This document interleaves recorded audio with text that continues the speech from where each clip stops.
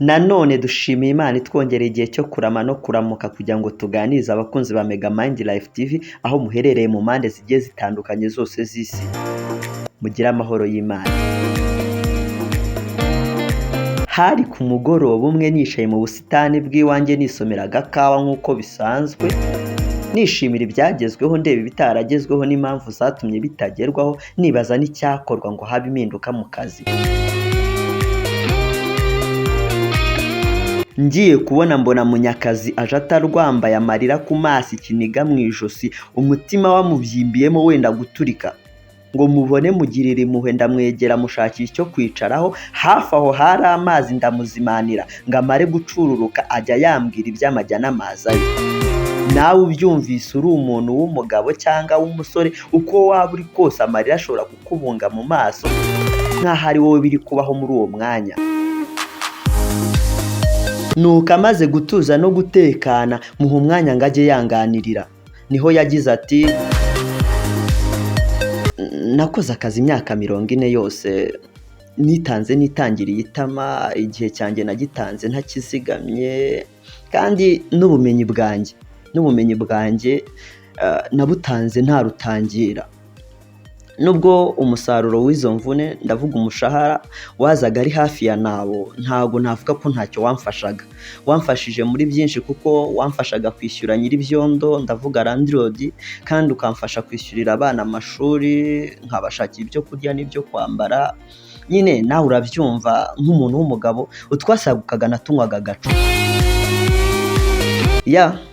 Urwo ni rwo rukuta rw'ubuzima nubatse imyaka 40 yose, ariko umunsi w'ejo nibwo boss yarusenye ntacyo yitayeho usibye ku nyungu ze bwite, ambwira ko mpagaze kubera impamvu z'izabukuru, hakenewe amaraso mashya mu kazi. Ntacyo nari nkwiye gukora kuko nawe uburana n'umuhamba. Ariko uyu munsi wa none imitima yambanye ibiri, yamagazemo yabaye 100. Ndibaza niba nandika jeroneri nkajya gusaba akazi kandi, cyangwa niba mfungura ka business gato nkatangira kwikorera. Sinzi icyo nkwiye gukora, niyo mpamvu nabaganye. Akivuga ibyo menya yuko Munyakazi na bagenzi be baguye mu mitego irenga 2, ndetse n'abandi bashobora kuzagwa muri iyo mitego igihe cyose bazaba batayitayeho. Ntekereza ko twese tukiga mu mashuri twize factors of production: land, labor, capital na entrepreneurship. Batwigishije ibi bintu byose uko ari 4, bibagirwa kutwigisha ikintu cya 5 aricyo cy'ingenzi cyitwa time,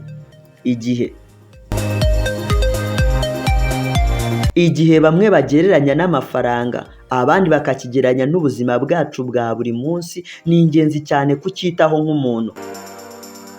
Ntabwo turi buze gutinda ku gihe kuko siyo topic yacu y'uyu munsi, nibyakunda tuzakigarukaho. Yirengagije ko iyi si dutuye ibayeho mu byiciro 4 by'ubuzima, kandi buri muntu aharanira kwimuka mu cyiciro kimwe cy'ubuzima akajya mu kindi. Nawe wumva iki kiganiro uhise ugira amatsiko ati ibyo byiciro 4 ni ibihe? Abakozi bakorera abandi, abakozi bikorera, abakozi bakoresha abandi, ndetse n'abakorerwa n'amafaranga. Ni byiza niba wisanze kimwe muri ibyo byiciro yuko wimuka ukajya mu kindi. Niba uri mu cyiciro cy'abakorera abandi, ni byiza ko wimuka cyangwa utekereza ukuntu wakimuka ukajya mu cyiciro cyo kwikorera. Niba uri mu cyiciro cyo kwikorera, tekereza cyane ukuntu wakimuka muri icyo cyiciro ukajya mu cyiciro cyo gukoresha abandi.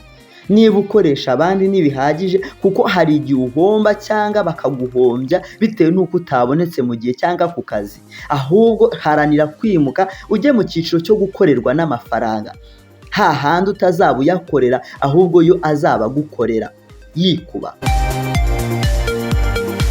Kandi yirengagije ibanga rikomeye ryitwa kuzigamira iminsi mibi. We si iminsi mibi gusa yari imusatiriye, ahubwo yari asatiriwemo n'izabukuru, nazo zari zije zigeretse kuri iyo minsi mibi. Bakundwa ba Megamind Life TV, birashoboka ko utarakora subscribe, yikora aka kanya utarabyibagirwa. Kandi birashoboka yuko iki kiganiro cyagushimishije ukumva uragikunze, kumva ko cyagufashije hari n'abandi cyafasha, kibasangize ukora share. Kandi birashoboka yuko hari ikiganiro wifuza ko twazakuganiriza mu bihe biri imbere, twandikire muri comment. kandi birashoboka yuko cyagushikura like ntacyo bitwaye. Duhari ku bwanyu. Wumvise amabanga 3 ashobora kugufasha kwirinda iminsi mibi, harimo no gusezererwa ku kazi bitunguranye cyangwa izabukuru bagusezereye nta nimerekeza baguhaye. Naho ubutaha mu biganiro nk'ibi byigisha kuri Mega Mind Life TV. Duhari ku bwanyu. Ndabakunda cyane. Shalom, shalom. Ciao, ciao. Bye. Bye.